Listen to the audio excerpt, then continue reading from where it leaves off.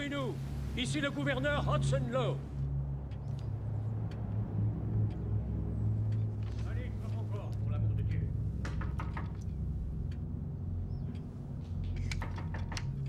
Ouvrez!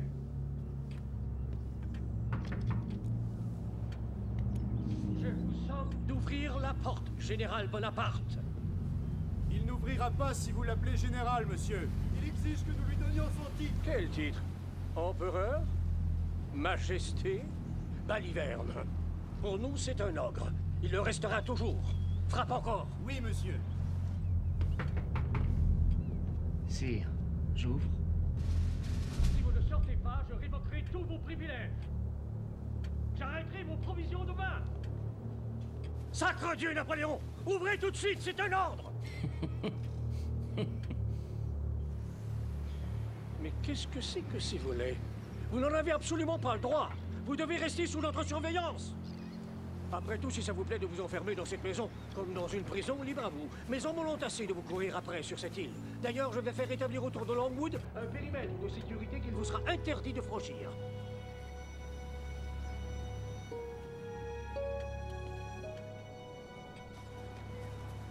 Mes respects, monsieur le gouverneur. Vous n'avez pas à traîner ici, Miss Balcombe. Vous pouvez me laisser passer?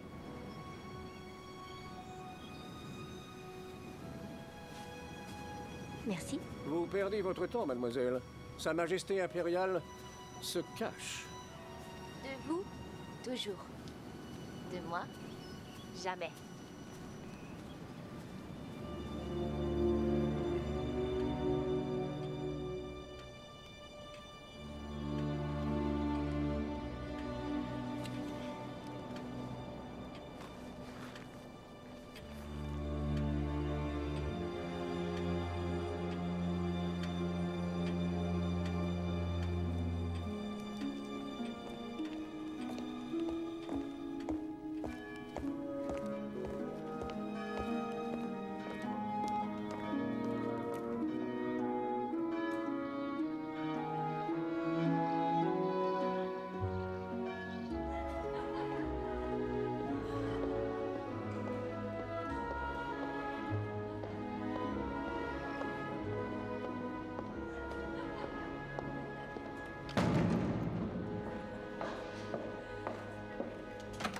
Général Bonaparte. Ah, revenez plus tard, Madame Talien est occupée. C'est le jour où elle tient salon. C'est comme la mode. Aujourd'hui, elle change aussi vite que les hommes politiques. À peine me suis-je ruinée pour une perruque dorée qu'on me dit que ce n'est déjà plus au goût du jour et que je vais devoir sacrifier à nouveau 25 louis pour en acheter une violette. Changer de tête, ce n'est pas la perdre. Je sais de quoi je parle. Un certain général Bonaparte ou bas de la patte, quelque chose comme ça, demande à être reçu par madame. Bonaparte. Mais oui, faites entrer. Un général? Quel général? Un général sans affectation, réduit à la demi-solde. Autant dire qu'il meurt de faim. Enfin, ce n'est pas son estomac qui le préoccupe. C'est son cul. Eh bien oui, figurez-vous que sa culotte est pleine de trous. Et comme le drap nécessaire à la confection d'une culotte d'uniforme est réservé aux seuls officiers en service. Oh, mais venez, général. Venez que je vous présente. Madame Récamier. Madame Récamier, d'oiseau. c'est en salon, asseyez-vous. Avec un regard d'aigle. Madame de Staël. Madame de Beauharnais. Et Madame de Coigny. C'est moi qui suis la jeune captive, général. Le fameux poème. La jeune captive de Chénier. Le général a sans doute eu trop à faire pendant la Révolution pour s'intéresser à la poésie. Je sais ce que c'est la vie d'un militaire. Je suis veuve d'un officier. Alexandre de Beauharnais, n'est-ce pas? Général de l'armée du Rhin, accusé de la reddition de la ville de Mayence et guillotiné. J'ai été à deux doigts de le suivre sur l'échafaud. Mais Dieu merci, vous êtes de nouveau parmi nous. Est-il vrai, ma chère Rose, que vous avez coupé vous-même vos jolies boucles, de peur que le bourreau ne les massacre? Ne me faites pas passer pour une femme futile aux yeux du général. Vouloir être belle pour affronter la mort n'est pas futile, madame. Ni pour affronter la vie, surtout quand on reste seul avec deux enfants. Général, j'ai pour vous de bonnes nouvelles. J'ai pu me procurer une pièce de drap.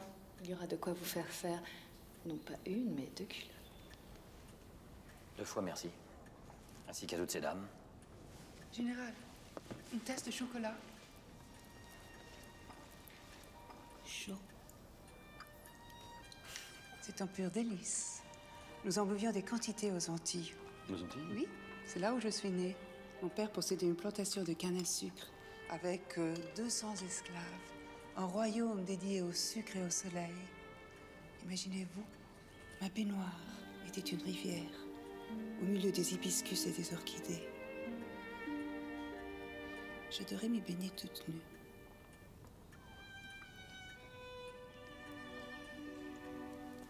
Moi aussi, madame, je viens d'une île.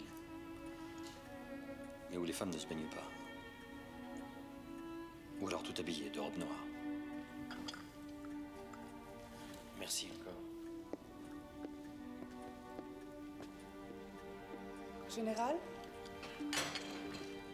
Général? Général, je vous ai choqué. J'aurais pas... Non, ce ne sont pas vos propos qui étaient choquants. C'est ce qu'ils ont fait surgir en moi. Mais l'image d'une petite fille batifolant au soleil du Caraïbe? Petite fille, pas vraiment. Moi, j'ai cru voir une femme. Elle était belle, elle était nue, elle était vous. Non, c'est moi qui suis choquée. Vous n'auriez pas dû prendre le risque de me raccompagner. J'ai pris un risque? De vous trouver seul avec moi. Vous n'oserez quand même pas... Non, pas ici, pas maintenant. Mais demain, quand je vous reverrai. Parce que vous comptez me revoir. Pas vous. Si? À quelle heure?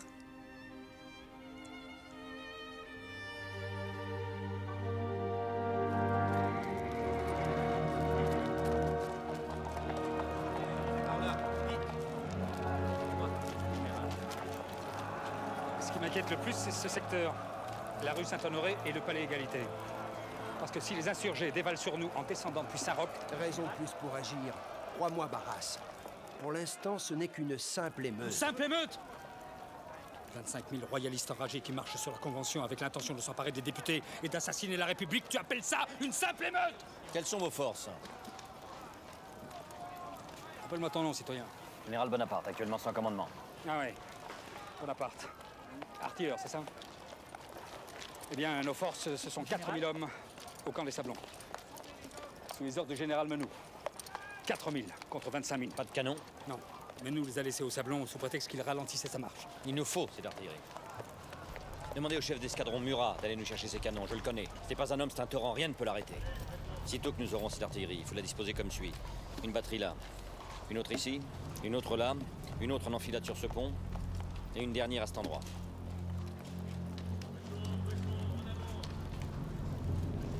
Si les canons arrivent, tu reprendras le commandement. Je te préviens, citoyen. J'ai pour principe d'aller jusqu'au bout de ce que j'entreprends, alors ne me demande pas de compte sur le sang qui va couler. Si je sors mon épée, je ne la remettrai au fourreau que lorsque l'ordre républicain sera rétabli. Quel jour sommes-nous? Il est minuit. Nous sommes donc le 13 Vendémiaire. Ta nomination comme chef d'état-major. À toi d'agir maintenant.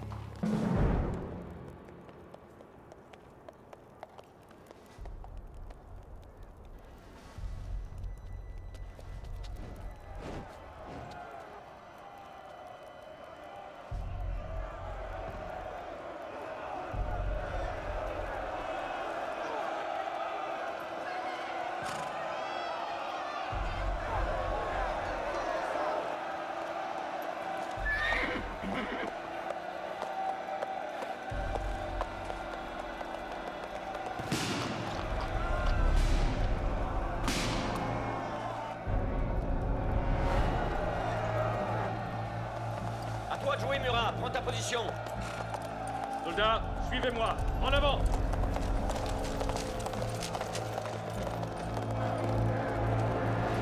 Genou terre.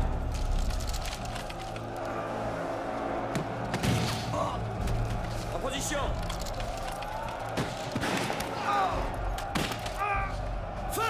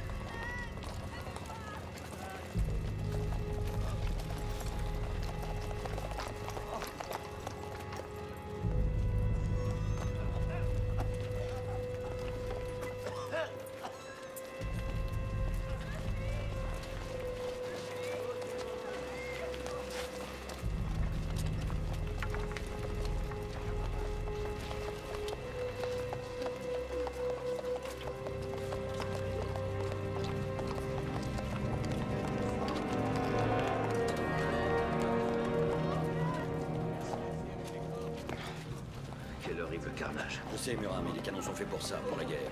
La guerre? Dans les rues de Paris, contre le peuple français? Les royalistes à coquiner aux ennemis de la nation. Il y a 40 vaisseaux anglais devant Brest. 40 000 Autrichiens aux portes de Strasbourg. Qui attendent que la République soit renversée pour déferler sur la France. Et moi, je suis un général de la République. Et je ne le permettrai pas.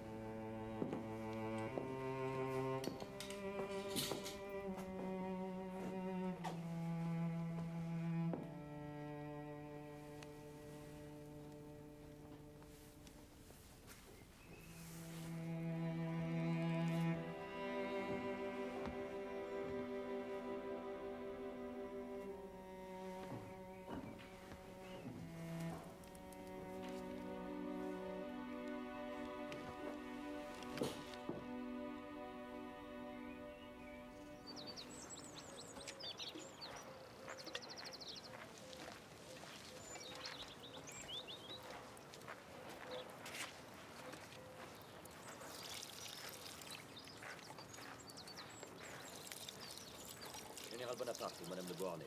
Bien, mon général.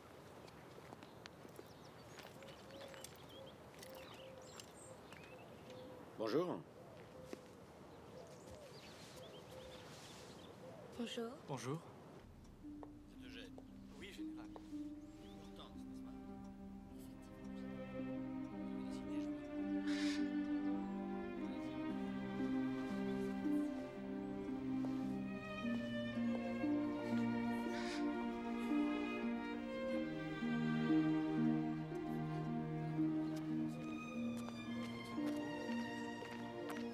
Bonjour, Général.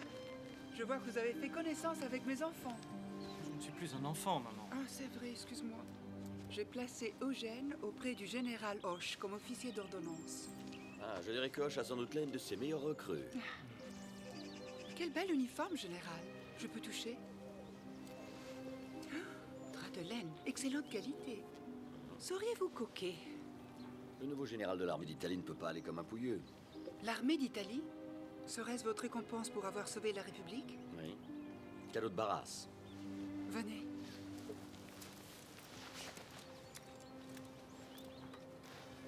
Eugène a le sens de la discipline, ça se voit tout de suite. Si je l'avais sous mes ordres, j'en ferais un grand soldat. Quant à Hortense, il est clair qu'elle a besoin d'un père et elle n'a que 14 ans. Elle fait plus âgée. Oui, mais elle a 14 ans, je me suis renseigné. Vous vous êtes renseigné sur ma fille? Non, sur vous. Sur tout ce qui vous entoure, tout ce qui vous touche, tout ce qui vous concerne. Je sais presque tout de vous, Joséphine. Mon nom est Rose. Vos amants vous appelez Rose. Votre mari a décidé de vous appeler Joséphine. Mais mon mari est mort. Mort, oui, je sais, oui. Non, je voulais parler de votre nouveau mari. Mais quel nouveau mari? Bah, voyons, il n'y a rien de si extraordinaire à ce qu'une veuve se remarie. Non, pas du tout, mais... c'est que personne ne m'a demandé ma main. Je n'ai aucun parti en vue. Si. Moi?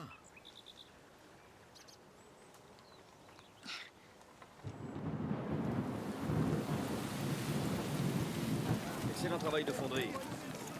Ces bêtes-là doivent porter largement au-delà des 2000 mètres. Vous n'êtes pas de cet avis, Muron? Si, mon général. Sauf que ces canons ne sont pas prévus pour nous, mais pour l'armée du Rhin. Pour l'armée d'Italie, qu'est-ce qu'il y a de prévu? Rien. Comment ça, rien? Comment croit-il que je puisse repousser les Autrichiens avec rien? C'est-à-dire que la plupart de vos hommes n'ont déjà même plus de souliers, alors les canons... Pas de souliers, pas de canon. Ils auront de la cavalerie, au moins. Oui, tout un régiment, général. Tout de même. Mais il y a un problème. C'est que les cavaliers n'ont plus de chevaux. Ils les ont mangés. Pardon? Ah oui, c'était ça, ou mourir de faim.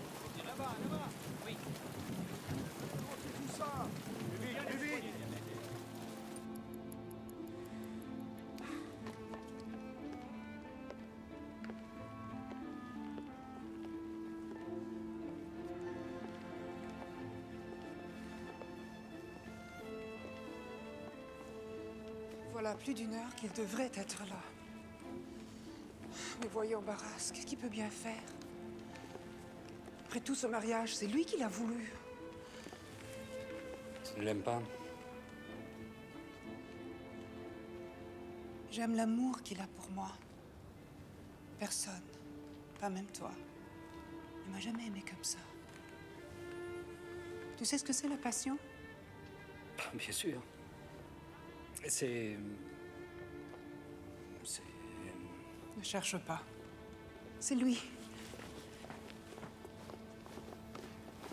Mio dolce amore, pardon d'être en retard, mais j'ai tellement à faire. C'est vrai qu'il ne me reste que quelques jours avant de rejoindre mon armée. Oh là! Quelqu'un pour nous marier? Heureuse? Moi, oui.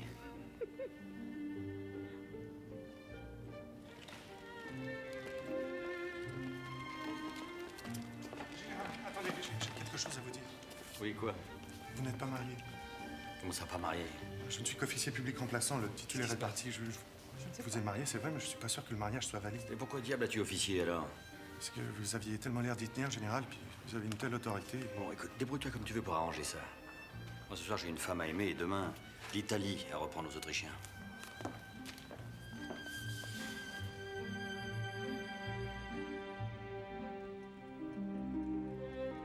Pourquoi tu viens pas avec moi?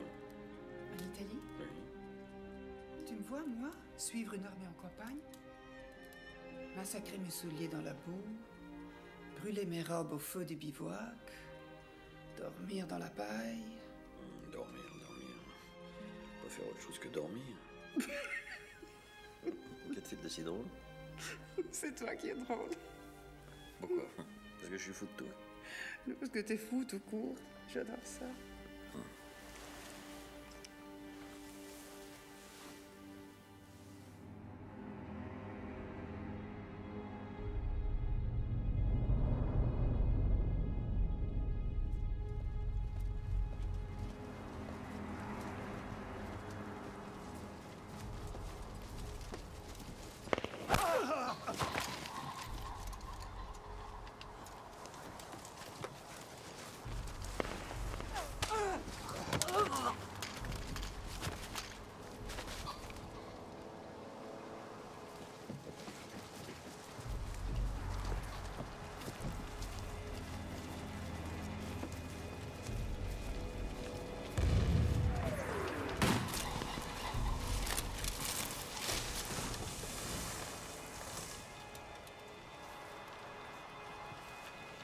Comment l'ennemi fait-il pour nous voir?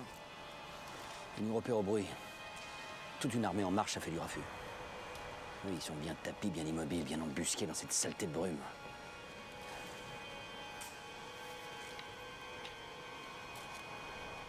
Restez derrière!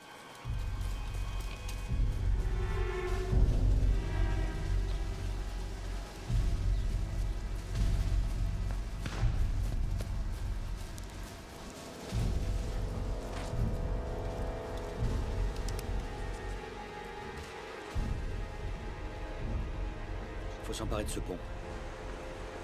Il est impossible à contourner. Et les canons, il est sous leur feu. On va se faire massacrer.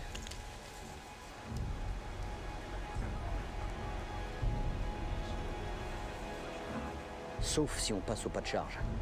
Non seulement on sera moins longtemps dans leur ligne de mire, mais ça peut les impressionner et les faire douter. Excusez-moi, mon général, mais là, c'est moi qui doute. Pas moi.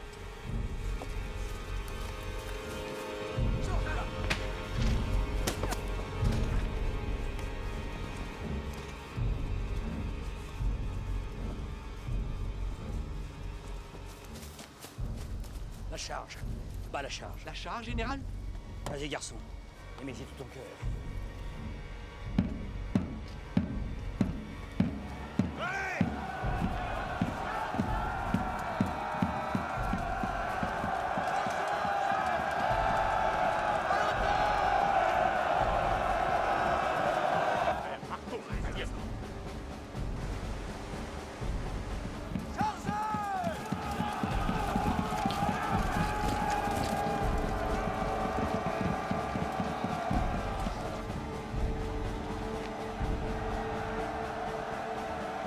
Position! Ces canons,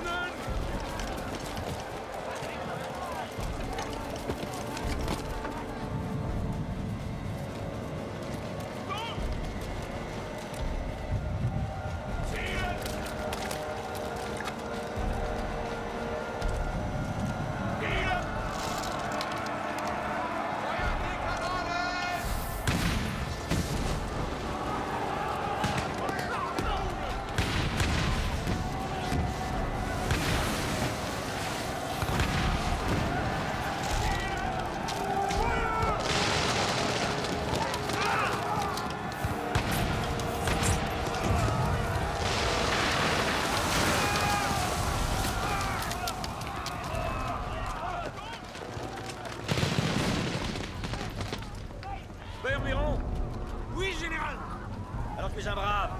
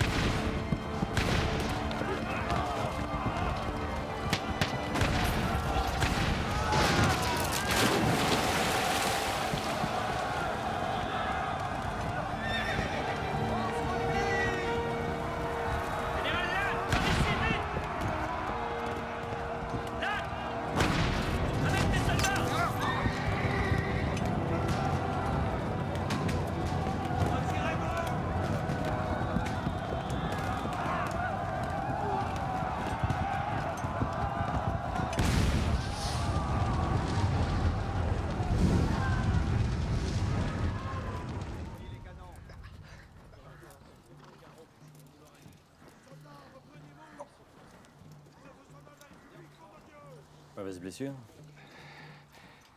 Non, non, ça va. Ça n'a jamais que la 17e fois. Ce qui me blesse surtout, c'est que le pont d'Arcole soit toujours autrichien. Oui. Et qu'il le garde, là. Qu'on rassemble des barques, des poutres, des planches de bois, tout ce qu'on pourra trouver pour jeter un autre pont un peu plus loin. Sitôt qu'il sera achevé, Augereau passera sur l'autre rive. Il prendra l'ennemi à revers et le poussera sur Masséna, qui va nous tailler tout ça en pièces. Je vais leur faire payer cher, mon amour de Muran. Allez, messieurs, exécution!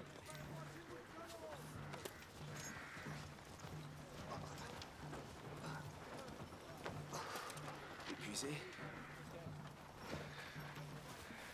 Inquiet du sort de la bataille? Non, non, c'est à propos de Joséphine. Elle m'a pas écrit de lettre depuis 15 jours. Non, mais j'aurai sûrement une lettre demain ou après-demain. Mille pardons, général. Désolé. Elle est arrivée ce matin. Tu l'as ouvert? Mais non. C'est seulement qu'elle a fait toute la bataille. Je ne t'écris pas aussi souvent que je le désirais, mon cher Bonaparte. Je ne t'écris pas aussi souvent que je le désirais, mon cher Bonaparte. J'ai rencontré, lorsque j'ai bien peu de moments à ma disposition, souvent que je le désirais, mon cher Bonaparte. Parce que j'ai bien peu de moments à ma disposition, souvent que je le désirais, mon cher Bonaparte. Parce que j'ai bien peu de moments à ma disposition, de meubler notre maison, la dernière et le plus belle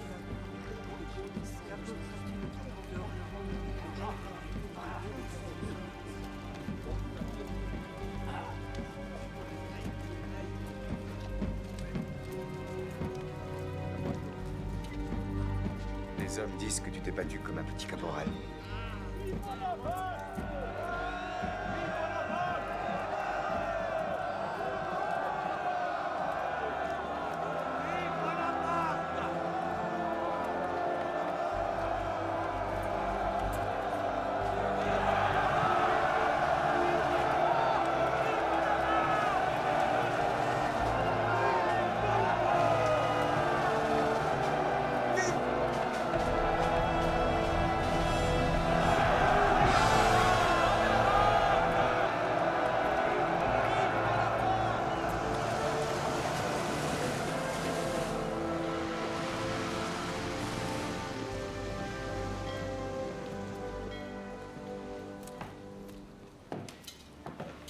Tout ça là.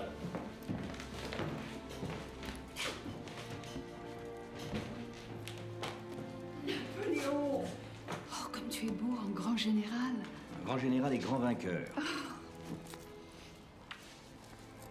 Regarde ce que je t'ai ramené d'Italie. S'il y en a trop, tu en donneras au pot.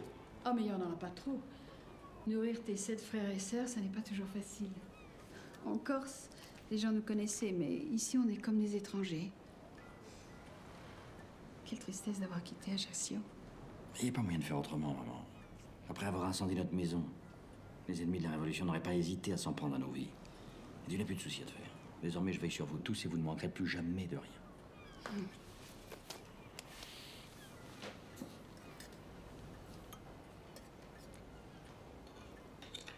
Tu dois te préparer à quitter Marseille. Je veux enfin te présenter ma femme. Quand tu la connaîtras... Je n'ai pas à la rencontrer pour savoir qui elle est. Tu n'as pas fait un bon mariage, Napoléon. Tu méritais mieux. Tu aurais au moins pu lui écrire pour la féliciter. Moi? Je ne saurais pas le faire. Bah, je t'ai préparé une lettre pour Joséphine. Il te suffira de la recopier et de la signer. Tu le feras, n'est-ce pas? Je tâcherai de le faire. Mais je ne veux pas cette femme entre nous. Tu n'aurais même pas dû m'en parler.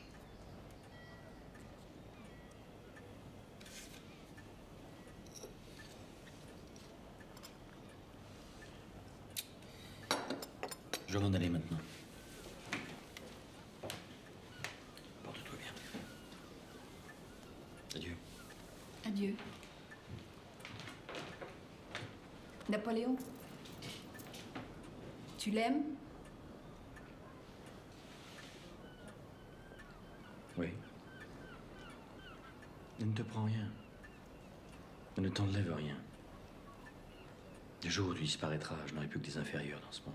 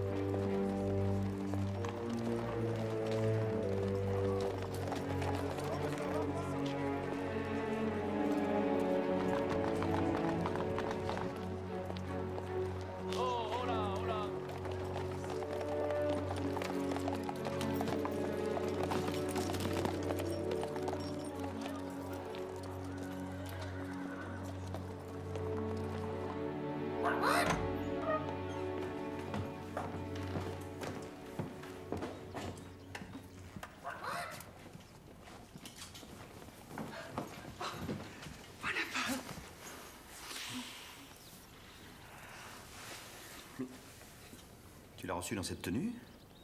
Reçu qui? L'homme qui sort d'ici. Un homme sort d'ici? Oui, un officier. Si j'en crois son uniforme, il sert dans un gendarme dragon. Oui, oui, je vois ce que tu veux dire. Le capitaine Hippolyte Charles. Il me sert de chaperon. Il venait m'apporter des places de théâtre. Ah, parce que tu vas au spectacle? Eh ben oui, où est le mal? Tu es parti si longtemps, tu veux pas que je reste cloîtrée ici, non? Et tu l'as reçu dans ce déshabillé indécent, à moitié nu? Mais voyons, pas. Mais le pauvre garçon n'a fait qu'entrer sortir. Ils sont où, ces fameux billets? Je ne sais pas. Peut-être il les a remis à Constant, mon valet. Demande-lui. Tu es jaloux? Pourquoi ne m'as-tu presque pas écrit? Sinon, ces pauvres lettres froides qu'on s'envoie par politesse après 15 ans de mariage. Moi, je ne sais pas caresser avec les mots. Moi, il faut que je touche. Peau contre peau. Tu m'as tellement manqué. Tu es parti si longtemps. Non, je suis contente que tu sois là. Je pensais à cet instant tous les jours. J'ai bien compris de tes lettres. Elles étaient brûlantes. J'ai même craint que tu allais te précipiter sur la première Italienne venue.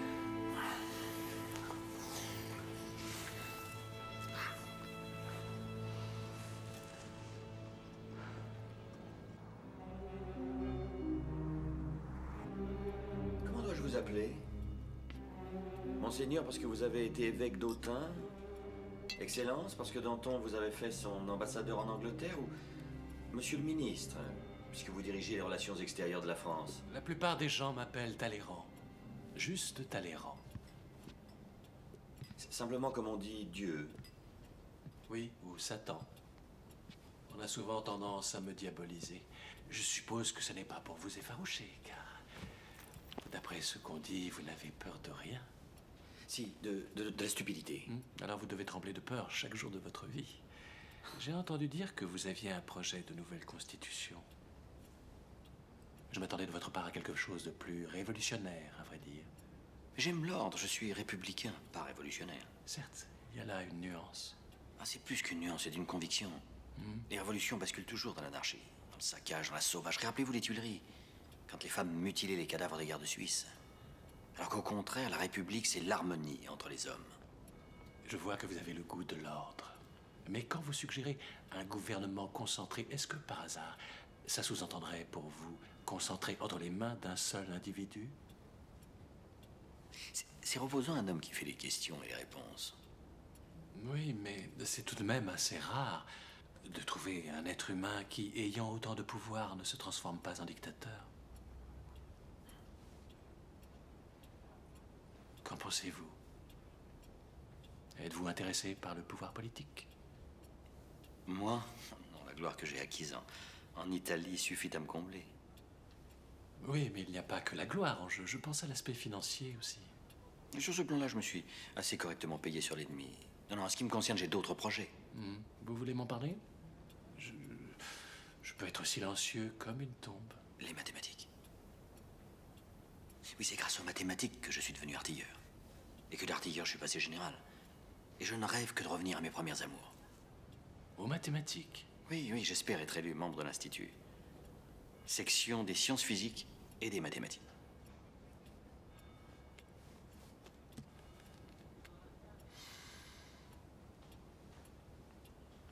Et c'est tout?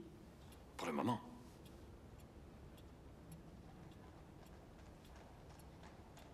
Oui. À vos modestes ambitions. Santé.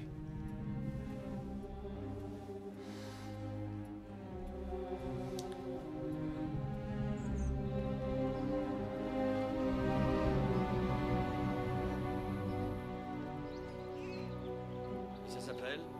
La malmaison, général, la mauvaise maison. En souvenir des barbares normands qui débarquèrent ici autrefois et y commirent d'horribles méfaits. Et je vais ouvrir la maison. Eh bien, moi, j'en ferai la maison du bonheur. C'est vrai que comme ça, elle n'a pas fière allure. Mais si tu me laisses m'occuper de tout... Où avez-vous appris à tenir une maison? Serait-ce aux Antilles? Comme une petite sauvage? Une petite sauvage qui a toujours su ce qui était beau. Et qui a toujours su ce qui était cher aussi. Plus de 300 000 francs pour une simple maison de campagne. C'est pas toi qui payes. Ça, c'est certain, oui. Mais c'est autant de moins pour ta famille. Oh, je t'en prie, Joseph. Tu peux pas m'accuser de négliger ma famille. J'ai toujours fait passer votre bien-être à vous tous avant le mien. Et puis, mon cher beau-frère, la famille Bonaparte, c'est aussi moi. Je préfère vous attendre dehors. Ça pue sûrement le renfermer, là-dedans. Je vous attends dehors.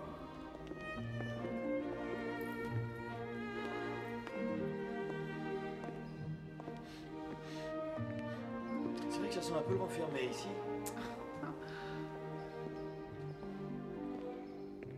Bientôt, ça sentira bon. La joie, la vie, l'amour. Tu sais que quand j'étais encore toute jeune, une voyante m'a prédit qu'un jour je serais plus qu'une reine. Aujourd'hui, je sens qu'elle a vu juste. Voilà mon palais, dont tu seras le roi. Être ton mari me suffit. Je n'aime pas les rois.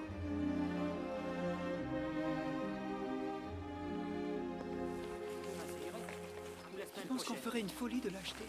Je pense que 300 000 francs, c'est une somme énorme pour un général qui n'a que sa solde. Tu veux beaucoup plus, car si tu voulais... Je sais, oui, ça c'est aussi la vie de Talleyrand.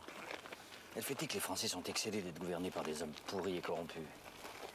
Et pas au point de se soulever. Peut-être que ton intérêt pour le moment, c'est de te tenir à l'écart. L'idéal étant même d'aller chercher au loin de nouveaux triomphes militaires. Si tu dis ça, c'est que tu as déjà ta petite idée. Une petite idée, oui. Une idée grandiose, Joséphine. L'Égypte. L'Égypte? Pourquoi l'Égypte? Parce que tenir l'Égypte, c'est couper la route des uns aux Anglais. C'est leur rappeler que nous ne les laisserons jamais se prendre pour les maîtres du monde. De plus, notre consul au Caire nous dit que l'Égypte est un pays de richesse prodigieuse. À mon retour, j'aurai largement de quoi te payer la malmaison. Voilà pourquoi tu rentreras dans l'histoire. Bonaparte, premier général, avoir fait une guerre pour offrir une maison à sa femme. Merci.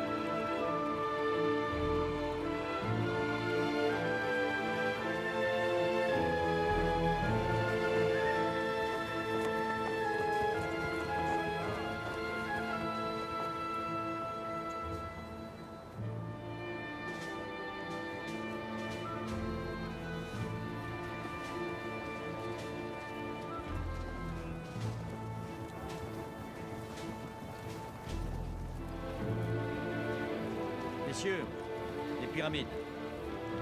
40 siècles d'histoire nous contemplent.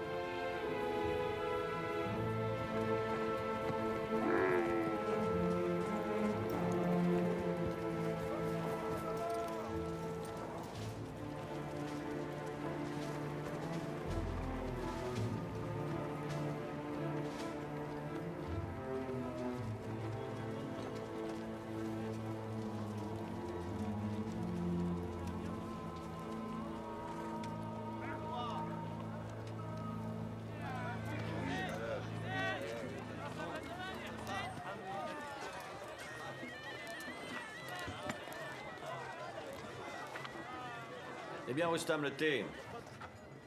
Admirez le travail de mes cartographes, Saint-Hilaire. Voici l'Égypte telle qu'elle était au temps des pharaons. Tout y est, même le canal. Le canal, général? Ah, vous ne saviez pas? Les pharaons avaient construit un canal reliant le Nil à la mer Rouge. Non. Commencé sur le roi Néchao et achevé sur les Ptolémées, c'est un ouvrage prodigieux qui a résisté pendant près de 1000 ans au temps, jusqu'à ce qu'il disparaisse englouti par les sables. Croyez-vous qu'on puisse en retrouver les vestiges? Oui, sans aucun doute. Si l'on entreprenait des fouilles dans cette zone-ci, nous mettrions certainement à jour des merveilles qui révéleraient au monde la splendeur extraordinaire de la civilisation égyptienne. Une meilleure idée serait de creuser un autre canal qui relierait la mer Rouge à la Méditerranée. En partant de Suez, par exemple. Qu'en pensez-vous? C'est-à-dire que moi, je m'occupe de zoologie, alors. Ces histoires de canaux. Mais mon cher Saint-Hilaire, un savant doit être curieux de tout. Je me suis bien fait traduire le Coran, moi. Et ça vient d'être traduit de l'anglais. Ne fais pas d'illusions. À Paris, on dira que l'Égypte est un échec politique et un gouffre financier. Je compte sur vous et vos collègues pour faire taire mes détracteurs. À vous de faire savoir partout que notre épopée aura des effets incalculables sur la civilisation. Ce sera notre façon de vous remercier pour ce beau voyage, général. Soldats de l'armée française, la perfidie de vos chefs vous impose une guerre qui n'est pas la vôtre. Retournez dans vos foyers. En somme, les Anglais appellent mes hommes à déserter, en inondant nos lignes de ces petits torchons. Ça n'aura aucun effet sur eux. Je n'en suis pas si sûr. Les hommes ont les nerfs à vif. La plupart du temps, il faut les forcer à obéir. Que leurs officiers la reprennent en main, ils sont là pour ça. Les officiers, ils disent que tu es le bourreau de tes soldats. Que jamais tu ne seras en mesure de faire la conquête de l'Égypte. Mais c'est déjà fait, Murat. L'Égypte est à nous, enfin presque. Le Caire est une ville française, le delta du Nil a été pacifié. Il ne reste plus que quelques régiments turcs et une poignée de tribus arabes à soumettre. Les Turcs et les Arabes. Ils sont protégés par les Anglais. Mais sois lucide, Bonaparte. Tu dois t'arrêter. Tu oublies que nous, on a la peste à nos trousses. Les docteurs m'assurent que l'épidémie pourrait être contenue. Les docteurs, ils ne peuvent rien contre la peur. Mais moi aussi.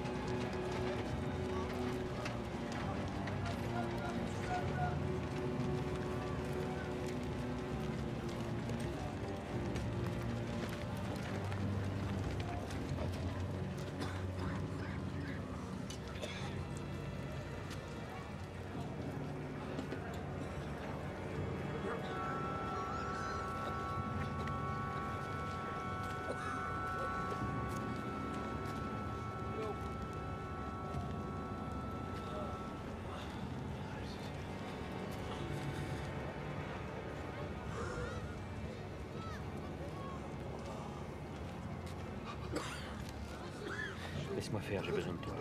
Mais général, je ne peux plus rien pour vous. Je meurs. Justement.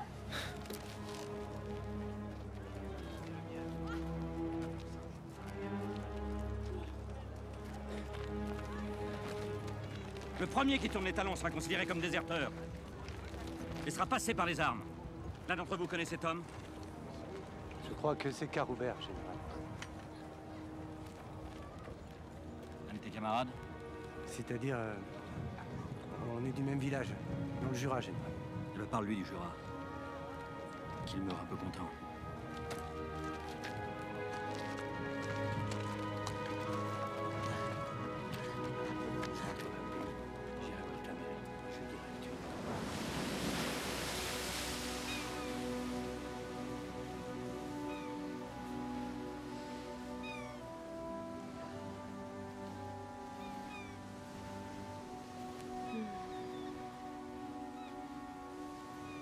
Viens, maman, il faut rentrer, l'air devient frais. Tant qu'il y a la lumière, j'aime y rester. Mais tu vas t'user les yeux et tu risques d'attraper froid. Et ce n'est pas ça qui le fera revenir plus tôt. Et s'il ne revenait pas du tout? Mais si, il va revenir, bien sûr. Comment? On dit que les Anglais ont coulé les bateaux français. Comment peut-il rentrer?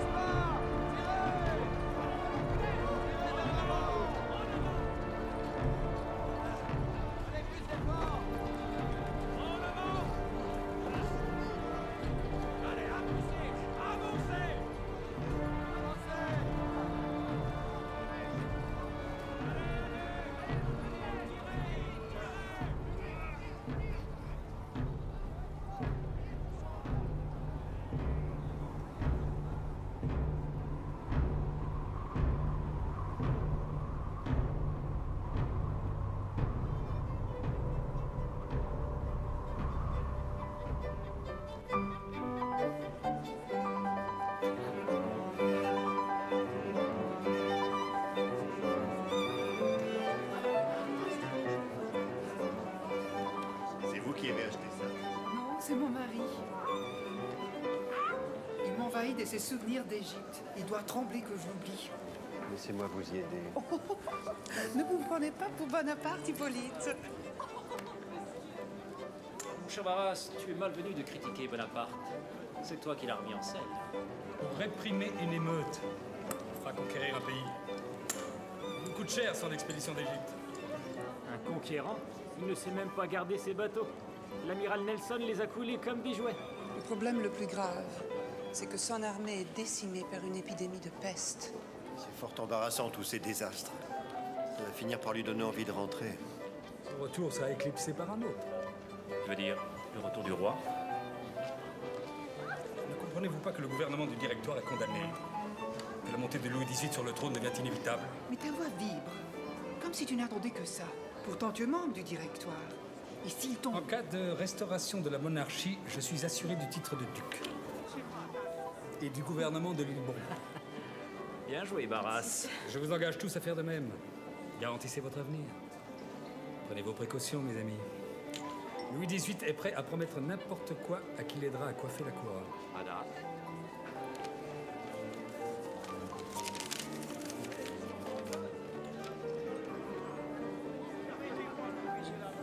Mauvaise nouvelle?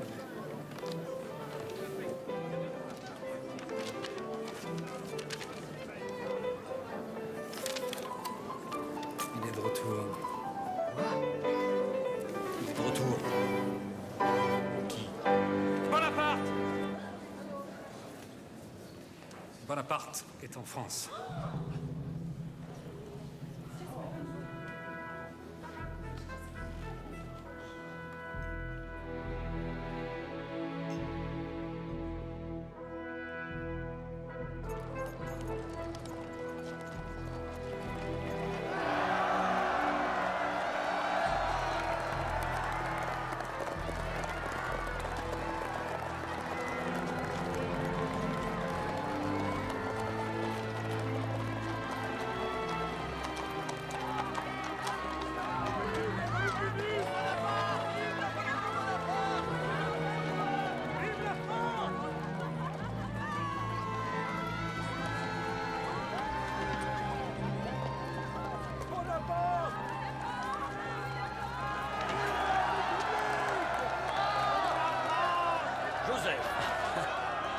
Tu les entends? Tu entends ça un peu? Tu n'as qu'un seul mot à dire et tu auras 25 millions de Français qui seront disposés à te suivre. Pour l'instant, j'ai faim.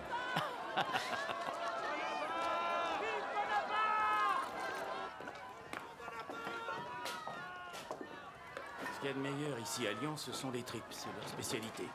2, je vous prie. Oui, monsieur.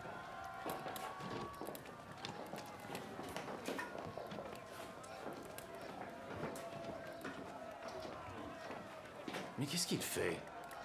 Il veille sur ma sécurité. La nuit, il se couche en travers de ma porte. Je n'ai jamais vu pareille dévotion. Le sultan qui m'en a fait présent croyait m'offrir un esclave. Il m'a donné un ange gardien. Ça va bien, Rostam. Tu peux nous laisser. Est-ce que tu entends ça? Écoute-les. Tu commences à comprendre. Comprendre quoi? Cette ovation qu'ils t'ont faite, elle n'est rien en comparaison de l'accueil qu'ils te réservent à Paris. Le pouvoir est un fruit mûr. Tu n'as qu'à tendre la main pour le cueillir. Je suis pas rentré pour prendre, Joseph, mais pour donner. Je rapporte d'Égypte des merveilles dont personne ici n'a idée. Je t'en prie, Napoléon. Je suis ton frère, pas ton public. Arrête de te mentir à toi-même. L'Égypte a été un désastre. Ne dis pas ça. Ce que nos savants ont découvert et appris là-bas suffit à justifier tout ce qu'a coûté cette expédition. Oui. Merci. Oui, sans doute. Mais il y a plus urgent que de remplir les musées. Ouais, pour moi, le plus urgent, c'est de divorcer. Joséphine me trompe. Ose dire que ça n'est pas vrai. Oui. Oui, c'est la vérité. Mais comment l'as-tu appris? Lettre de Caroline. Heureusement que j'avais ma sœur pour m'informer de ce qui se passait chez moi. Joséphine, elle m'a presque pas écrit, sinon pour me dire qu'elle achetait ma maison, avec mon argent, bien sûr. Enfin, avec l'argent qu'elle espère que je vais trouver. Elle a fait venir son amant très peu de temps après son installation. Capitaine Hippolyte Charles. Et je le briserai. Et ce n'est pas tout. Il y en a d'autres. Ta femme entretient des relations amoureuses avec Barras. Et fréquemment, elle s'affiche avec Goyer, le président du directoire. Notre pauvre mère. Je devine ce qu'elle ressent. Et vous allez pouvoir à nouveau marcher la tête haute. J'ai décidé d'en finir avec cette... Le seul fait de prononcer son nom a l'air de te troubler. Pourquoi veux-tu que je sois troublé? Je n'éprouve que du dégoût, de la répulsion. Je déteste ce qui est Joséphine. Son nom, son de sa voix, son parfum, tout. Je ne sais pas si tu sais ce qui t'attend, mon cher frère. Mais elle est de trop dans tout ça. Occupe-toi de la France. Et je me chargerai de ton divorce.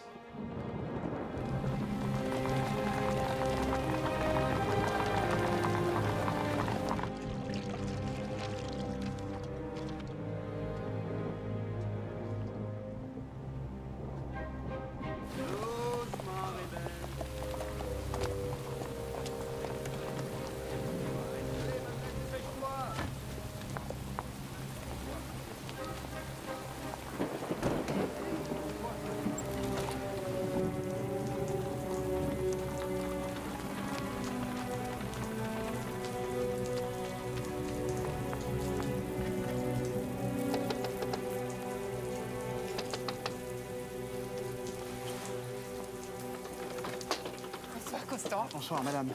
Madame ne veut pas entrer. Ordre du général. Ce sont vos malles, madame. J'ai tout bien emballé. J'espère que je n'ai rien oublié. Tu ne peux pas me laisser dehors, Constant? Il pleut. Oui. Mes enfants. Où sont mes enfants? Mademoiselle Hortense est dans sa chambre, madame. Monsieur Eugène aussi. Le général leur a permis de rester. Le général n'a rien à leur permettre, ni rien à leur interdire. Il n'a aucun droit sur eux. Quel homme mesquin. Se servir des enfants pour punir la mère. Et me punir de quoi? De n'avoir pas été là pour l'accueillir quand elle est arrivée? À la vérité, madame, le général avait l'air plutôt satisfait que vous ne soyez pas là. Ajoutant que votre absence lui évitait le désagrément d'avoir à vous flanquer à la porte. Oh non, madame. Madame, ne pleurez pas. Ce n'est que de la pluie, Constant. Je suis trop révoltée pour pleurer. Même quand j'ai été traduite devant le tribunal révolutionnaire. Et Dieu sait si ces gens-là étaient sans pitié. On m'a permis de m'expliquer. Mais lui, mon propre mari, me condamne sans m'entendre. Tu trouves ça juste, toi, Constant? Eh bien, non, non. Alors laisse-moi entrer. Il est clair que le général Bonaparte n'a quitté l'Égypte si précipitamment et si secrètement que pour échapper à une sédition générale de son armée. Constant, on va voir. Toujours est bon pour me discréditer, même les mensonges. C'était femme pour général. Elle voulait entrer, j'ai dit non. Bon, ma chemise, vite. Bonaparte. Bonaparte, c'est moi. Ouvre la porte. Bonaparte. Bonaparte, je sais que tu es là. Sois raisonnable, ouvre la porte, je veux te parler. Qu'est-ce qu'on t'a raconté sur moi? Tu sais que ce sont des mensonges, des calomnies. Tu sais comment sont les gens quand ils veulent salir quelqu'un. C'est toi qui as tout sali, Joséphine. Maintenant, je ne veux plus jamais te voir. Non. Non, mais qu'est-ce que je t'ai fait? Qu'est-ce que tu me reproches? Je sais que je peux tout expliquer. Je te dis quoi? Tes roucoulades avec le capitaine Charles? Ta conduite est écœurante. Hein? C'est fini, toi et moi, à jamais. Non. Non, je t'en prie. Laisse-moi entrer. Je t'en prie, tu sais que je t'aime. Laisse-moi entrer, je t'en supplie. Oh, Bonaparte. Si tu veux que je parte, je pars.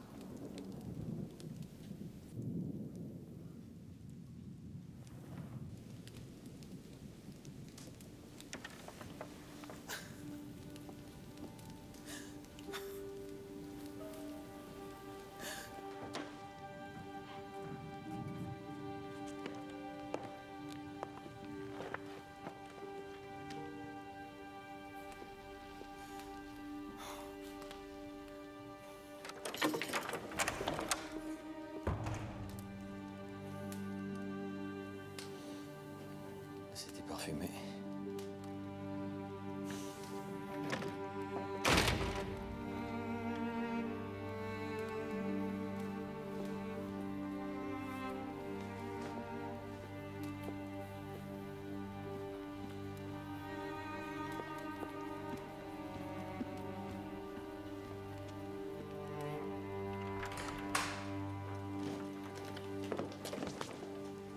De quoi m'accuses-tu? D'être sortie dans le monde? D'avoir donné des fêtes à la malmaison? Et oui, je l'ai fait pour toi, parce que tu veux le pouvoir. Et pour ça, tu auras besoin d'alliés. Voilà pourquoi je rencontre ces hommes.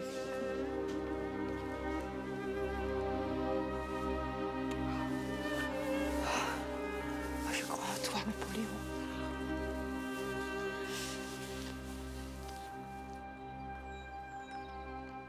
Lucien et moi avons des choses à te dire. Notre mère est d'accord pour nous recevoir chez elle. En revanche, il serait souhaitable... Vous êtes là, bonjour.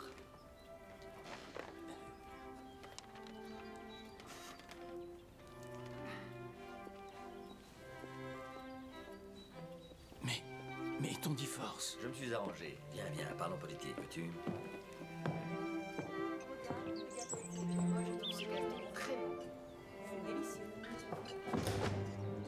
C'est pas vraiment indispensable de fermer les fenêtres comme si nous étions une réunion de conspirateurs. Je suis sûr que la maison de notre mère est surveillée. Un gouvernement aux abois est capable de tout. Mon Dieu, Joseph, Simplement un repas de famille. Tu es chez toi, maman. Tu peux rester si tu veux. Mais j'aimerais autant que mes sœurs ne soient pas mêlées à tout ça. Au cas où ça tournerait mal, elles pourront jurer n'être au courant de rien. Ouais. Allez, les filles. Laissons-les parler. Il me semble que notre mère t'a prié de sortir, Caroline. Je sais ce que Lucien et Joseph veulent te proposer. Il te faut des appuis. Je peux déjà t'apporter celui de Murat. Murat? Mais qu'est-ce qui t'autorise à parler en son nom? Nous nous aimons tous les deux.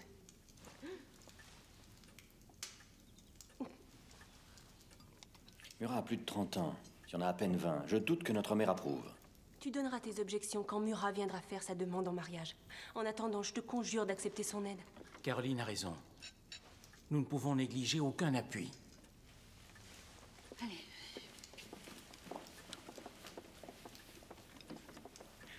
La partie qu'on te propose est audacieuse, Napoléon. Mais elle est jouable. Nous nous basons sur deux choses. La première, c'est le dégoût qu'éprouve le peuple pour le gouvernement actuel. La deuxième, c'est que pour ce même peuple, tu fais figure de héros. Tu veux renverser le directoire? Une chiquenote suffira. Et à sa place, Napoléon Bonaparte. Tu as toujours maintenu tes distances avec la politique. Tu es un homme loyal. Tu n'as jamais cherché à intriguer. Tu es l'homme que toute la France attend depuis longtemps.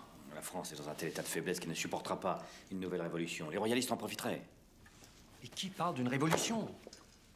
Les choses se feront dans la plus stricte légalité.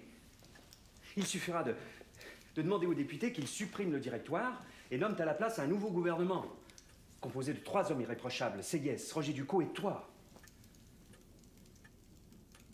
Ça peut marcher. C'est possible si on réunit les députés des 2 chambres dans un lieu écarté où l'armée pourra faire pression sur eux sans pour autant déclencher une émeute dans la capitale. Voilà l'idée qui nous manquait. Et avec Murat à la tête des troupes, la situation ne peut pas nous échapper. Que dirais-tu du château de Saint-Cloud? Ce n'est pas trop près de Paris, et c'est très contrôlable. Saint-Cloud me convient parfaitement. Doit-on conclure que tu approuves cette petite affaire dont nous venons de parler? Ce que tu appelles pudiquement une petite affaire, mon cher Joseph, n'est rien d'autre qu'un coup d'État. S'il échoue, au mieux, nous nous retrouverons en prison. Au pire, sur l'échafaud. Tu es toujours sûr que Murat voudra nous suivre? Je réponds de Murat comme de moi-même. Il voudra simplement savoir au nom de quoi il engage sa liberté et sa vie. Au nom de quoi? Si l'on ne tente rien, Louis XVIII fera bientôt son entrée dans Paris. La République sera perdue et avec elle tous les acquis de la Révolution. Pour moi, en tout cas, c'est une raison suffisante pour prendre tous les risques.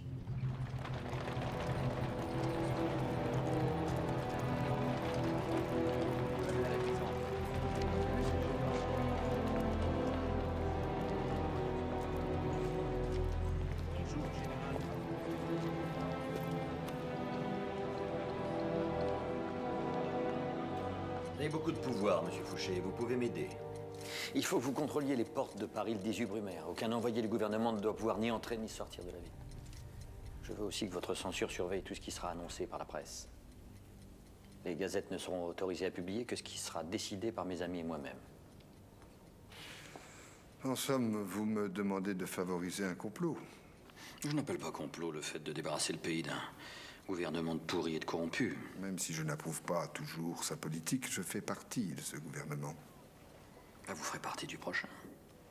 Si je réussis, j'aurai besoin de vous. Vous serez mon ministre de la police. C'est très généreux de votre part, mais je suis déjà ministre de la police. Alors, si vous n'avez pas d'autres arguments... Si, j'en ai un. Pendant la Terreur, vous avez massacré des centaines de royalistes. J'ai même entendu dire que vous les avez mitraillés à bout portant en les forçant à creuser leur propre tombe. Je suis sûr qu'ils n'auront pas oublié. Qui est avec vous?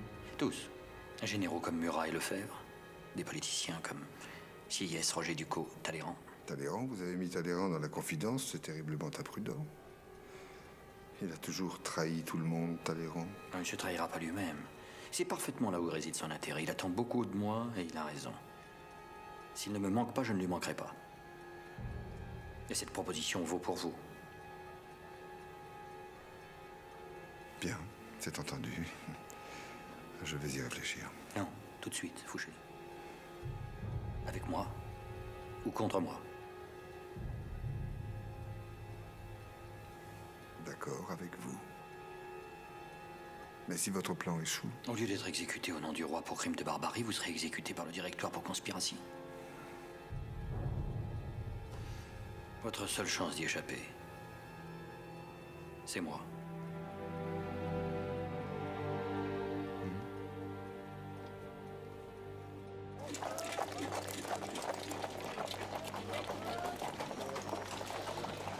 Quel fichu métier que celui de député.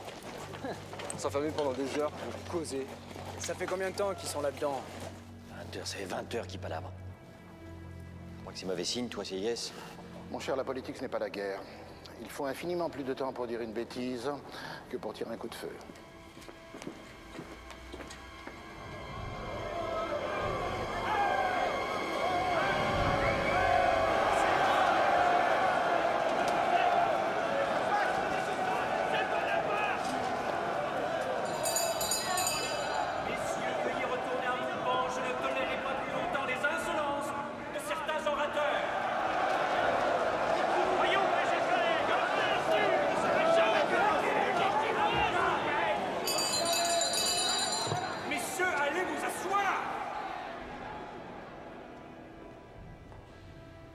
Fermé là sans rien pouvoir voir ni entendre. Sang-froid, général. Du sang-froid. Pendant que se joue le sort de la France. Et le mien? Le nôtre. Roger Ducos et moi avons autant à perdre que toi. Et si tu es victorieux, tu gagneras plus que nous. Non, pas du tout. Une fois élus, nous assurerons le pouvoir tous les trois. C'est entendu comme ça, je n'ai qu'une parole. Tu n'as qu'une seule parole? Oui. Oui, Murat. Quoi? Mais parle donc, bon sang, au lieu de jouer, c'est ma force, ça y est? Non. Ils ont voté? Talleyrand vient juste d'arriver. Il voudrait te voir.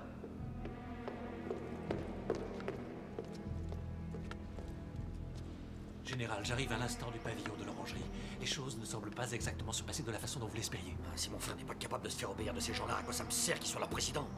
Leur président, pas leur général. Les députés, ça ne se manœuvre pas avec autant de facilité qu'un régiment. C'est ce que nous allons voir. Soldats, avec moi!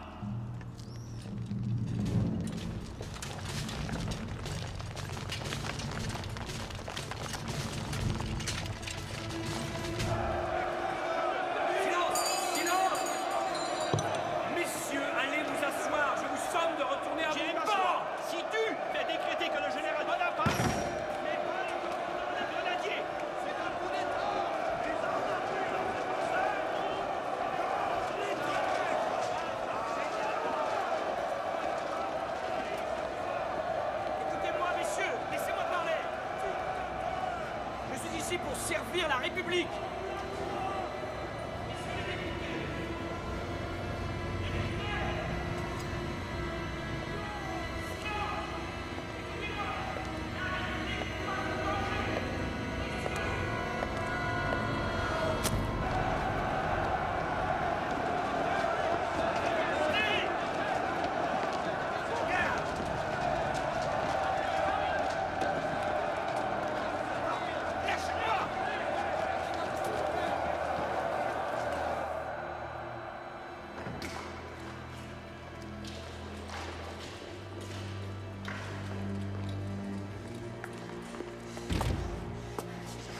Ils ont essayé de me poignarder. Mais non, ils vont essayer de t'intimider. Non, si, yes, non. Non, ils ont vraiment cherché à me tuer. Nous avons échoué. Nous sommes perdus. Il faut partir d'ici. Est-ce que quelqu'un peut essayer de nous faire sortir d'ici? Ils viennent de déclarer hors la loi. Et nous? Pour vous, est-ce qu'il se rappelle seulement que vous existez? Il n'y a que mon frère qui compte à leurs yeux. Est-ce que tu vas bien? Tu n'es pas blessé? Et toi? Ils n'ont rien fait? Non, ils n'ont pas osé. J'ai tout de même quelques partisans. Je ne sais pas comment tout ça a pu dégénérer. Écoutez, Président, le passé est le passé. La chose la plus importante maintenant, c'est de nous sortir d'ici, sains et saufs. Il n'y avait rien à craindre. Murat est là, dehors, avec toutes ses troupes. Murat, bon Dieu, Murat. J'avais presque oublié Murat. Qu'est-ce que tu vas faire?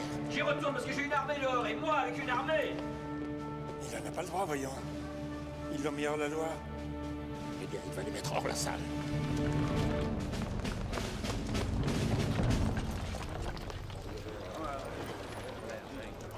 Soldats de la République, approchez!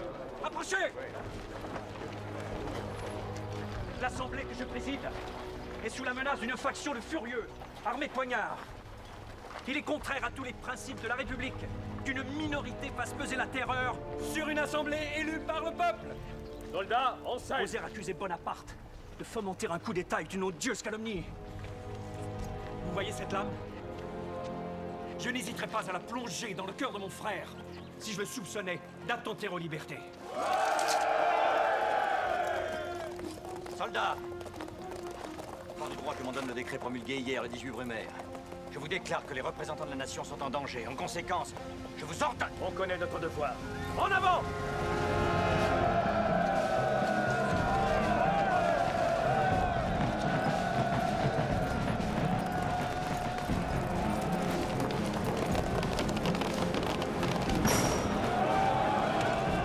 Citoyens représentants, je vous informe que votre sécurité n'est plus garantie à l'intérieur de cette enceinte. Et je vous ordonne de quitter ce lieu sous la protection de l'armée. Grenadiers, en avant! Tout le monde, dehors!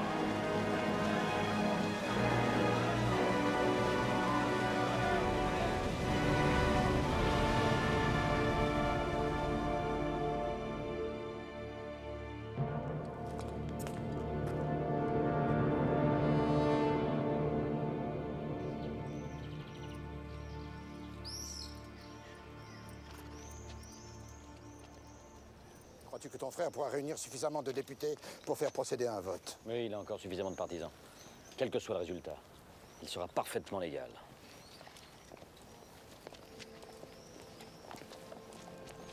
Les députés ont dissous le directoire. Ils créent à sa place une commission consulaire exécutive composée du général Bonaparte et des citoyens Seyès et Roger Ducos. Tous trois porteront le titre de consul de la République française. Le décret prend effet immédiatement. Officiers, faites présenter les armes au consul de la République. Présentez vos ordres! Vive Bonaparte!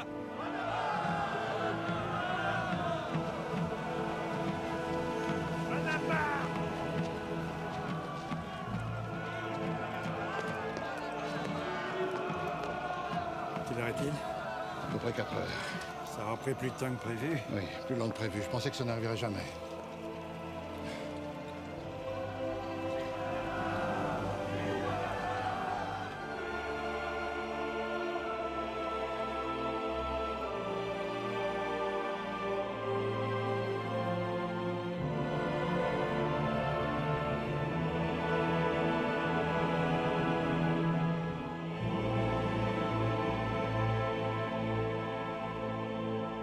Magnifique. Admirable. Éblouissant, incomparable. Solide et résistant, j'espère. C'est un costume qui vous fera toute votre vie. J'ai été nommé premier consul pour 10 ans seulement. Quel malheur qu'il n'y ait pas un miroir plus grand afin que vous puissiez voir combien il vous va bien. La voici, mon miroir. Bien, comment me trouves-tu?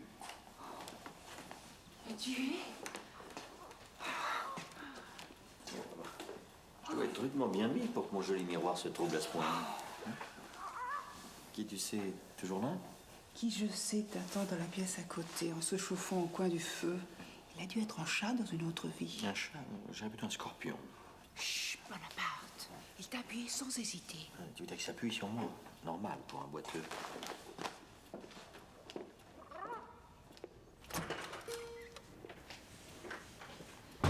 Non, ne dites rien, Talleyrand. On m'a déjà abreuvé de tous les compliments possibles et imaginables. Mais je ne me fais pas d'illusions. Cet habit brodé ne suffira pas à rassurer les chancelleries que la France en a fini avec les désordres de la Révolution. C'est un fait que les cours européennes ont moins peur de la force de nos armes que celle de nos idées. Il convient donc de les rassurer en leur montrant que nous sommes redevenus des gens fréquentables. J'ai pensé qu'un aristocrate, un vrai, sachant manier l'insolence avec l'élégance d'un prince, pourrait redorer notre blason. Alors vous étiez le ministre des Relations extérieures du Directoire. Le premier consul vous reconduit dans vos fonctions. Je suppose que je devrais me sentir flatté quand vous faites allusion à mon élégance de prince, mais j'eusse nettement préféré que vous eussiez fait allusion à mes talents de négociateur. Négocier quoi? L'Autriche a repris et occupé l'Italie pendant que j'étais en Égypte. Il n'y a rien de négociable là-dedans. Bien, ou nous acceptons la perte de l'Italie, ou nous faisons la guerre à l'Autriche, c'est ce que vous voulez dire? Je suis persuadé qu'on peut éviter le pire. Non, le pire n'est pas la guerre, Talleyrand. Le pire serait de laisser traiter la France comme l'idiote du village européen, celle qui prend des gifles et qui dit merci. Qu'est-ce que vous connaissez à la guerre? Vous n'avez jamais été à la guerre. Hélas, un soldat qui est dans la capacité d'attaquer ou dans l'incapacité de battre en retraite devient très vite un handicap. Autrement, j'aurais peut-être fait comme vous une carrière militaire. Vous? Général Talleyrand? Ça vous a pas suffi d'être évêque? Serait-ce ma gloire que vous enviez? Mais vous la partagerez si vous m'êtes loyal. Monsieur, je ne veux servir que vous seul. Vous dites ça en inclinant la tête de sorte qu'on ne voit pas si votre regard épouse vos paroles. La parole a été donnée à l'homme afin de déguiser ce qu'il ressent. Et le regard afin de déguiser ce qu'il dit. Ne vous fiez à rien. Et surtout à personne.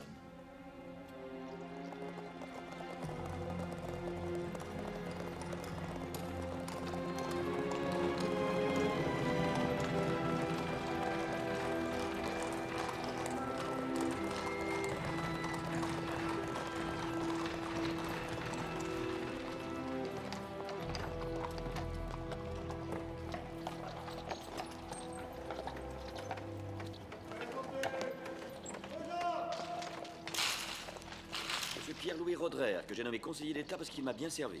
Et qu'il continuera. Monsieur le conseiller, je suis charmée. Soyez la bienvenue aux Tuileries, madame.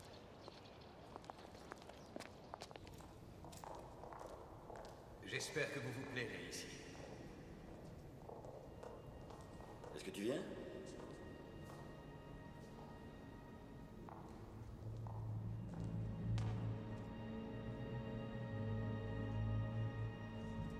Bah, ici, s'il vous plaît. Ici, le salon des nobles. S'il vous plaît, par ici. Et ici, nous entrons dans les anciens appartements de la reine Marie-Antoinette.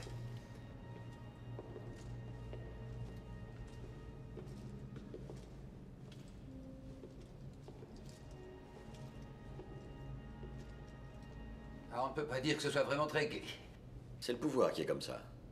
J'espère au moins qu'on a mis des draps neufs. Oh, es-tu bête? Qu'est-ce que j'en sais, moi? Si tu veux absolument loger aux Tuileries, installons-nous dans un autre appartement. Celui-là sent le malheur. Superstition. Quand ça sera meublé et tapissé selon tes goûts, tu t'y plairas beaucoup. Et puis quand l'atmosphère des Tuileries te paraîtra trop pesante, nous irons nous réfugier à la Malmaison. Je te prends mot. Allons-y tout de suite à la Malmaison. Non, ne fais pas l'enfant. Demain peut-être. Demain peut-être. Quand nous nous sommes mariés, je pouvais te demander n'importe quoi. Tu répondais oui tout de suite. Maintenant, c'est toujours demain peut-être. Tu m'aimes moins, Bonaparte.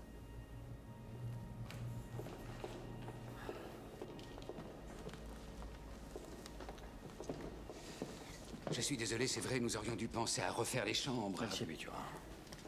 Prêt pour voir qu'elle soit la seule en France à contester mon autorité. Montrez-moi ce qui sera mon cabinet de travail. S'il vous plaît. Et le nombre des agents de change sera limité à 80. Faites publier un article dans les journaux rappelant que je suis opposé au retour de la perruque poudrée pour les hommes. C'est un ridicule. A-t-on fait le compte exact de ce qui reste dans les caisses de l'État? 167 000 francs. Scandaleux. Je suis sûr qu'il y a 10 fois plus dans la poche de chacun des anciens membres du directoire. Ça veut dire que la France est en faillite. Ah, convoquez-moi le ministre des Finances. Pour la faire rentrer quelques centaines de millions de francs dès cette année. Monsieur le ministre de la police générale. Fouché. Approchez. Maintenant que vous n'êtes plus seulement ministre, mais mon ministre, j'exige de vous une efficacité sans faille. Mais on me dit que vous n'aimez pas sévir. Tout dépend de ce que vous entendez par sévir. Arrêter, emprisonner. Emprisonner? Souvent, quand on emprisonne un individu, c'est parce qu'il a commis un délit. Autrement dit, il est trop tard. Moi, je préfère empêcher cet individu de commettre son délit. Mais pour empêcher, il faut savoir. Oui, tout. Tout savoir sur tout le monde. Ah, ça vous prétendez donc surveiller la France entière? J'ai des informateurs dans tous les milieux. J'ajoute, monsieur le premier consul, que ce système vous a déjà sauvé la vie. J'ai déjoué plusieurs attentats visant à vous éliminer. Et vous ne m'en avez pas parlé? Puisque les bombes ont toutes été désamorcées à temps. Les bombes? Et qui voulait faire sauter ces bombes? La signature est toujours la même. Les milieux royalistes aidés par l'Angleterre qui leur sert de banquier. Une bombe, c'est plus cher qu'une fiole de poison. Ou un poignard. C'est donc ça, la politique. Ça, c'est la haine, monsieur le premier consul. C'est la haine.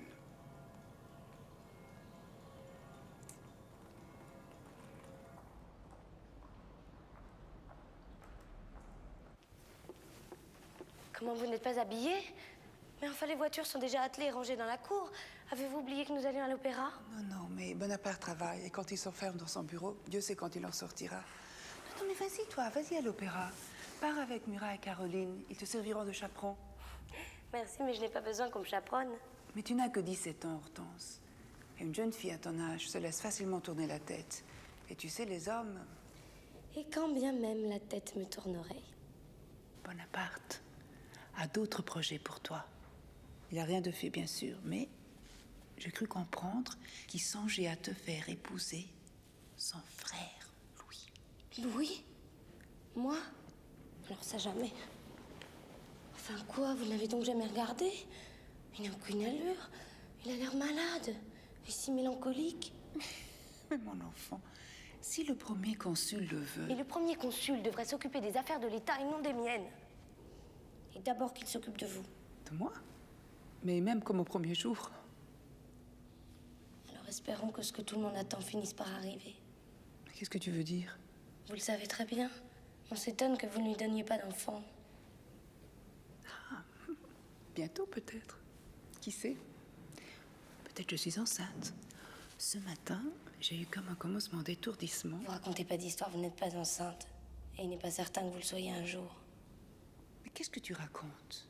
Mais qu'est-ce que vous avez tous à me croire stérile? Toi et ton frère Eugène, ne vous ai-je pas mis au monde? Pardon, maman. Mais c'était il y a longtemps déjà.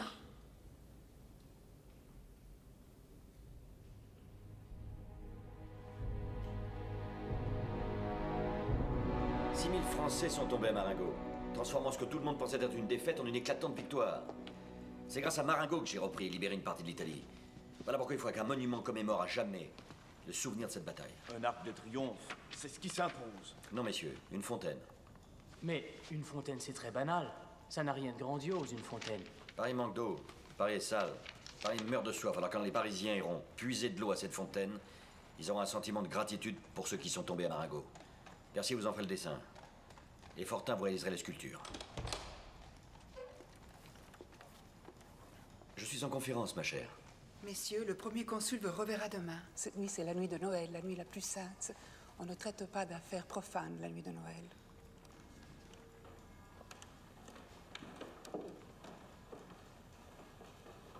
Mais pour qui prends-tu? Pour ta femme. Nous avions prévu d'aller à l'opéra et nous irons. Viens. Non, certainement pas. Non. Vas-y, toi, moi j'ai du travail. Donc, je tiens à ce qu'on nous voit ensemble. Il court dans Paris des rumeurs qui me font beaucoup de peine et auxquelles ta présence à mes côtés apportera le plus cinglant des mentis. Quelle rumeur? On dit que tu me reproches de ne pas t'avoir fait d'enfant et que tu envisagerais de féconder une autre femme qu'on payerait pour abandonner le bébé à la naissance. Mais qui a pu inventer un aussi mauvais roman? J'ai envie de musique. Non, j'ai pas envie de musique ce soir. Tu ne seras pas forcé de l'écouter. Je me pencherai à ton oreille pour te murmurer des choses très douces, très excitantes. Quel diable. Oui, mais chut, ne le dis à personne. C'est la nuit de Noël.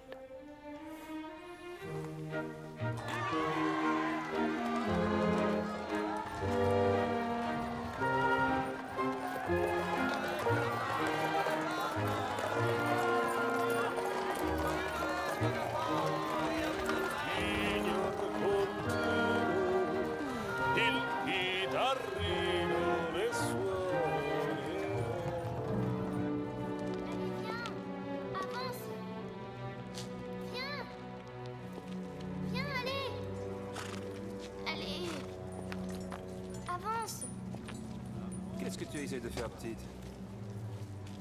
On m'a dit d'écarter ma charrette. Un cortège doit passer. Il ne passera pas. Il a pris un autre itinéraire. Belle bête.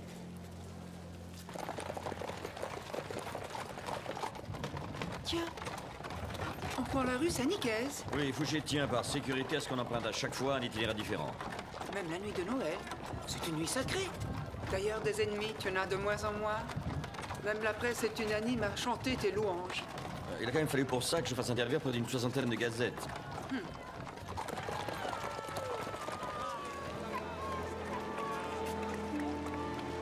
Vive le premier consul! Vive Bonaparte!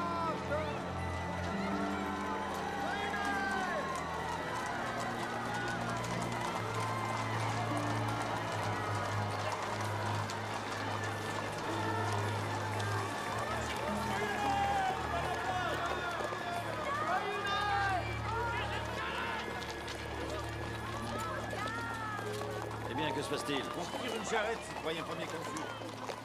C'est pas ma faute. On m'a dit de m'en aller et après que c'était plus la peine. Faudrait savoir aussi. C'est pas grave, mes soldats vont t'aider. Enfin, que se passe-t-il? Je n'en sais rien. Hey, vous! Poussez cette charrette! Plus vite, poussez! Reculez, reculez! Plus vite!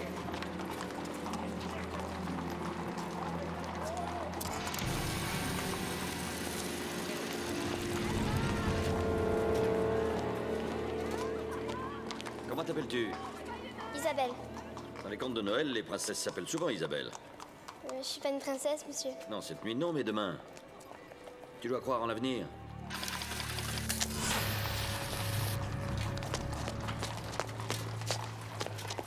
Joyeux Noël, petite. Joyeux Noël, monsieur. Pauvre gamine. Pourquoi lui mettre des rêves plein la tête?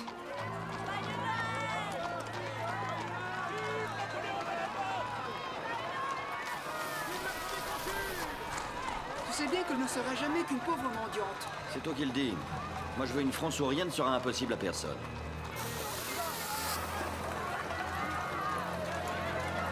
Notte giorno di torno girando, e le vette di quanto ritorno.